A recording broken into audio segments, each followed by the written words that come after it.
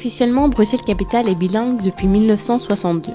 Les langues jouent partout un rôle important, mais surtout dans une capitale telle que Bruxelles, qui est également la capitale politique de l'Union européenne. Dans ce mini-reportage, vous allez voir l'ampleur et l'importance des cultures et des langues à Bruxelles. Aussi, vous écouterez le témoignage de plusieurs personnes qui sont venues à Bruxelles pour des raisons personnelles ou professionnelles.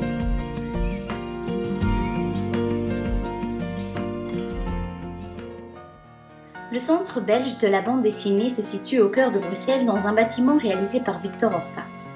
Le 6 février, on y retrouvait une petite exposition sur une bande dessinée de Bruxelles réalisée par plusieurs auteurs de pays différents. Parmi eux figure un auteur tchèque, Tomáš Kučerovský. À travers l'histoire de sa bande dessinée, il nous raconte son expérience à Bruxelles. Tomáš Kučerovský a utilisé sa propre expérience pour la création de sa bande dessinée. Il a visité quelques lieux connus comme la Grande Place et la Place Anne Essens. Ce qui a avant tout choqué cet auteur tchèque est qu'à Bruxelles on rencontre beaucoup de personnes d'autres cultures, mais peu de Belges. À Bruxelles, il y a beaucoup de cultures différentes. On peut venir à Bruxelles et penser qu'on voyage au Maroc ou en Chine. Je trouve ça vraiment bien qu'on trouve des cultures différentes et c'est vraiment positif, non? On habite les environs de Bruxelles.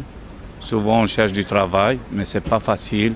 Si je veux trouver un travail à Bruxelles, il faut voir plusieurs langues, néerlandais, français, pour travailler dans un café ou...